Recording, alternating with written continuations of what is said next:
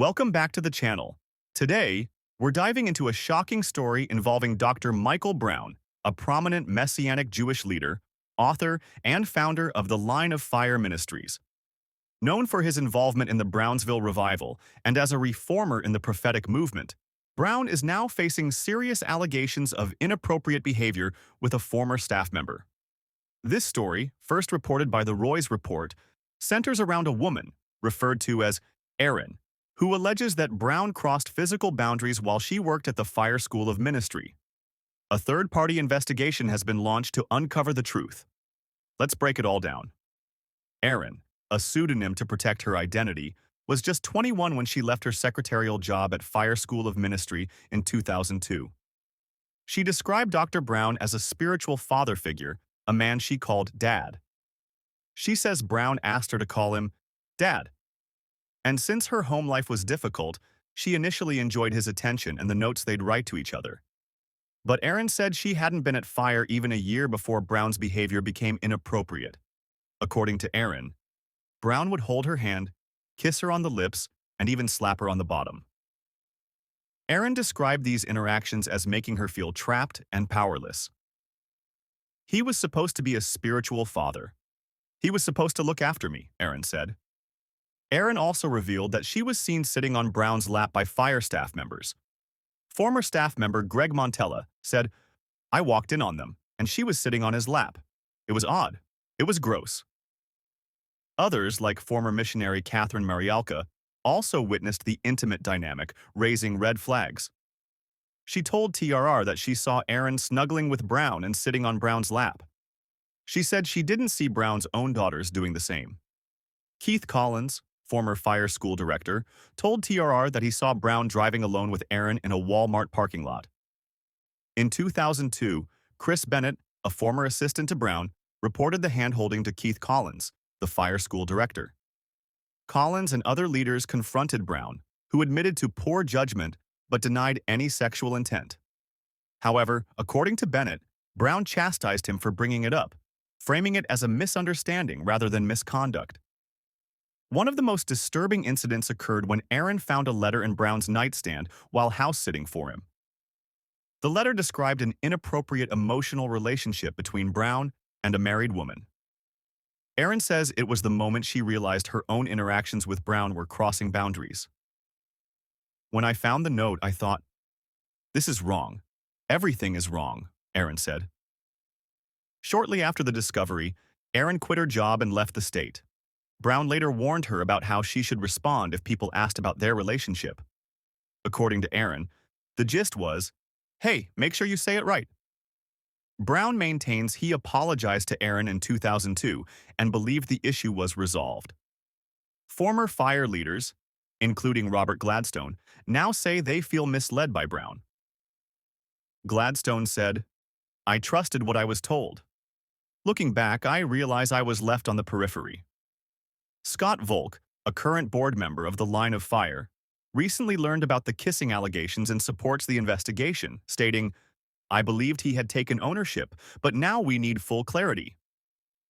In response to these allegations, the Line of Fire board has hired a third-party law firm, Mitchell, Stein, Carey, and Chapman, to conduct an independent investigation. Jonathan Burness, a board member, has promised transparency. The final report will be made public once the investigation is complete. This case highlights a larger issue within Christian leadership. Adult clergy sexual abuse, ACSA. Experts warn that offenders often blur boundaries under the guise of mentorship or spiritual fatherhood, gradually grooming victims. While Florida law does not criminalize adult clergy abuse, federal laws like the Civil Rights Act protect employees from workplace harassment. Erin decided to speak out for the sake of others in the FIRE community who have struggled with similar confusion. Her story raises important questions. How do we hold spiritual leaders accountable? How can religious communities prevent these situations from happening?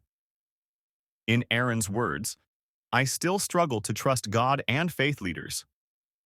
Brown's official statement to the Roy's Report denies any sexual relationship with Erin, but acknowledges that aspects of my interaction, though totally non-sexual, reflected a lack of judgment. Dr. Brown begins his statement by expressing his shock and disbelief upon hearing the accusations. In recent weeks, very serious accusations have come to me and my board concerning events from 23 years ago.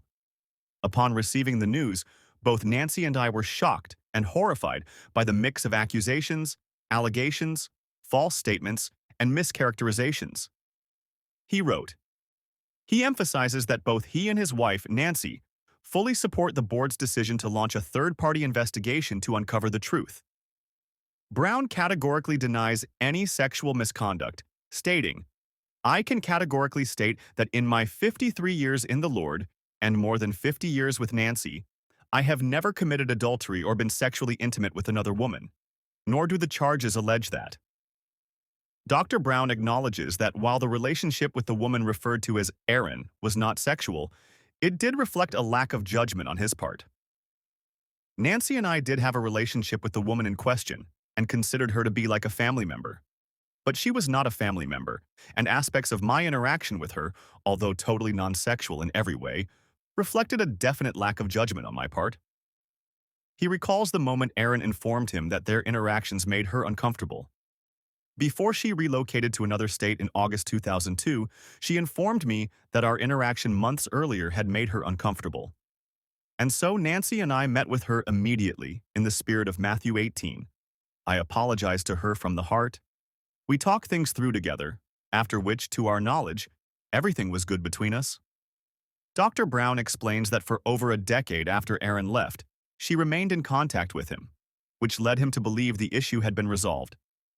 In the years that followed, at least through 2015, she contacted me sharing family updates, sending prayer requests, and checking in on Nancy and me. Naturally, we thought that everything was fine in every way. How could we have known otherwise? Regarding accusations that he stifled concerns from others, Brown clarifies, as to allegations that I stifled those who questioned the nature of our relationship, it is because they accused me of having an affair. Of course, I rebutted those ridiculous charges. Dr. Brown stresses his desire to seek reconciliation with Erin, lamenting that the situation unfolded through a public article rather than a biblical process. My highest priority, as well as Nancy's, is to have the opportunity to meet together in a setting acceptable to her and bring healing, where I can take full responsibility for the things which apparently hurt her so deeply, things which I thought we addressed 23 years ago. He expresses deep regret and a desire to offer healing. If it's true that for 23 years she has carried this pain and I am responsible for it, I am beyond mortified and would plead forgiveness and the opportunity to bring healing and restoration. Her well-being remains our priority. Finally, Brown questions whether the Roy's report was the appropriate forum for addressing these allegations. Does this glorify the Lord, edify the body, bring healing and restoration, or advance the cause of truth? He expresses frustration that he wasn't given the chance to handle the matter privately and biblically, referencing Matthew 5:23-26, which emphasizes reconciliation before public conflict. Dr. Michael Brown's statement is a mix of accountability and defense. He admits to poor judgment but denies any sexual or amorous misconduct. He also calls for a biblical approach to resolving these issues rather than public accusations. What do you think? Should allegations like these be addressed publicly, or is there a better way to pursue truth and healing? This is a developing story and we'll continue to follow it closely. The investigation into Dr. Michael Brown's actions is ongoing, and many are waiting to see how this will impact his ministry and legacy. What are your thoughts? Should Christian leaders be held to stricter standards of accountability? Let us know in the comments below. And as always, don't forget to like, subscribe, and hit that notification bell for updates on this and other important stories. Thanks for watching.